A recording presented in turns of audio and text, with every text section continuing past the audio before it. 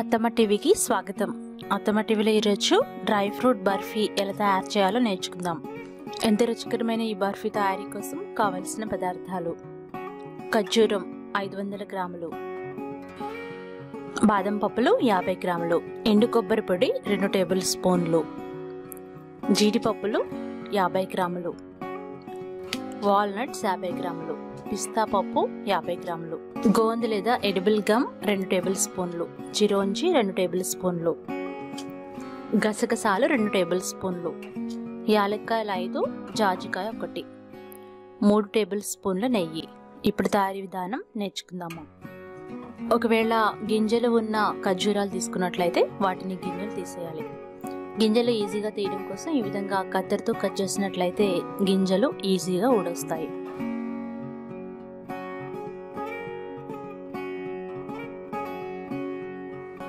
లేదంటే గింజలు లేని తీసుకుంటే డైరెక్ట్గా వాడుకోవచ్చు.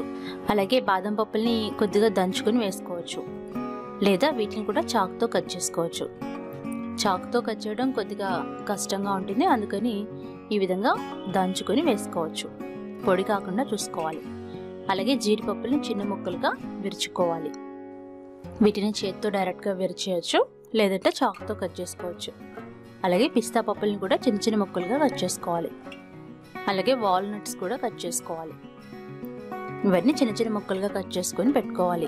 ఇలా చిన్నగా కట్ చేసుకున్న డ్రై ఫ్రూట్స్ అన్ని రెడీగా పెట్టుకోవాలి. పిస్తా పప్పు, బాదం పప్పు, జీడిపప్పు, వాల్నట్స్, కిస్మిస్లు కూడా వేసుకోవచ్చు. ఆ తర్వాత యాలక్కాయల్ని మెత్తగా దంచుకోవాలి.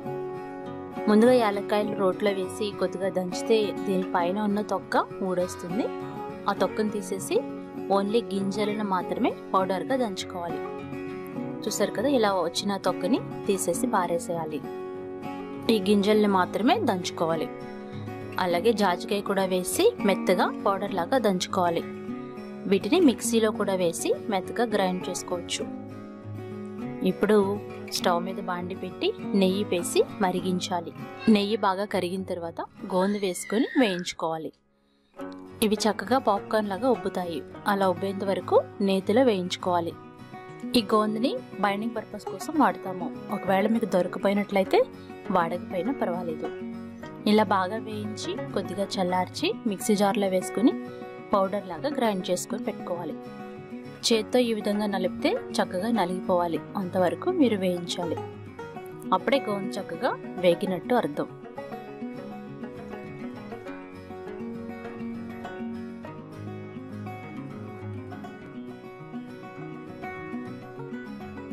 అలాగే మిక్సీ జార్లో గింజలు తీసి పెట్టుకున్న ఖర్జూరాన్ని వేసి మెత్తగా పేస్ట్ లాగా గ్రైండ్ చేసుకోవాలి. గ్రైండ్ చేసేటప్పుడు ఎలాంటి నీళ్లు పోయకూడదు. స్పూన్తో మధ్య మధ్యలో కలుపుకుంటూ మెత్తగా గ్రైండ్ చేసి పెట్టుకోవాలి.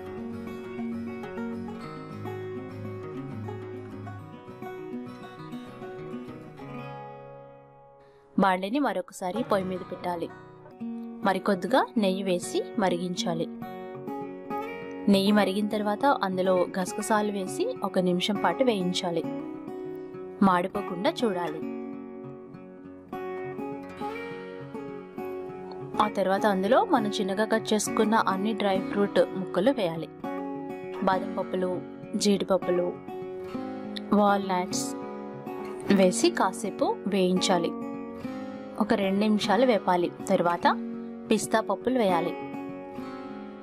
ఆ తర్వాత పేస్ట్ చేసి పెట్టుకున్న ఖర్జూరపు ముద్ద వేయాలి.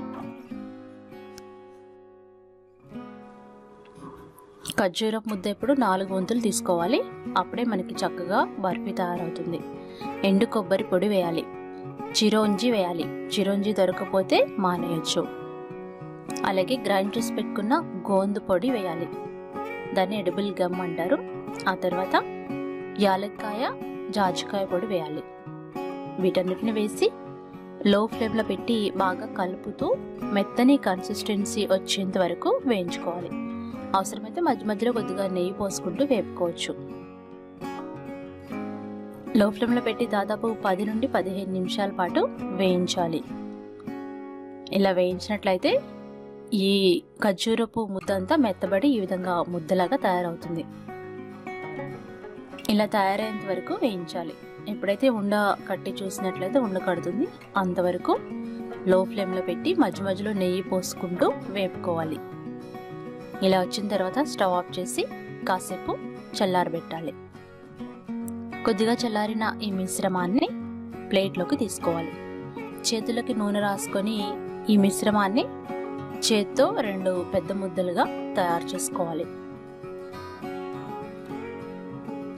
మరీ చల్లారక ముందే వీటిని ముద్దలాగా తయారు చేసుకోవాలి. తర్వాత దీన్ని సిలిండ్రికల్ షేప్లో తయారు చేసుకొని అల్యూమినియం ఫాయిల్లో ఈ విధంగా చుట్టుకోవాలి. బాగా ప్రెస్ చేస్తూ అల్యూమినియం ఫాయిల్లో చుట్టాలి. ఈ విధంగా చుట్టి 2 వైపులా ఈ అల్యూమినియం ఫాయిల్ని మడిచేసి ఈ విధంగా చుట్టాలి. ఒక చాక్లెట్ ఆకారంలో వస్తుంది. ఇలా తయారైన చాక్లెట్ని ఒకసారి గట్టిగా రోల్ చేయాలి. ఇలా తయారైన చాక్లెట్ మిశ్రమాన్ని ఫ్రిడ్జ్లో పెట్టుకుని 4 నుండి 6 గంటల పాటు ఉంచాలి. ఆ తర్వాత జాగ్రత్తగా అల్యూమినియం ఫాయిల్ని తీసేయాలి. లోపల ఉన్న బర్ఫీ బాగా గట్టిపడుతుంది.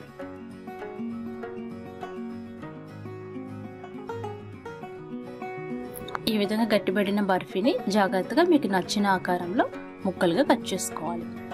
ఫ్రిడ్జ్లో పెడితే 15 రోజుల వరకు ఎంతో బాగా నిలువ ఉంటాయి. మీకు కావాల్సినవి తీసుకొని తర్వాత ఫ్రిడ్జ్లో పెట్టుకొని నిల్వ ఉంచుకోవాలి. అత్తమ్మ టీవీ మొబైల్ యాప్ని డౌన్లోడ్ చేసుకోగలరు. కొత్త అప్డేట్ కోసం బెల్ సింబల్ని క్లిక్ చేయగలరు. ఎంత రుచికరమైన డ్రై ఫ్రూట్ బర్ఫీ మీరు ట్రై చేసి ఫీడ్బ్యాక్ పంపించండి. ధన్యవాదములు.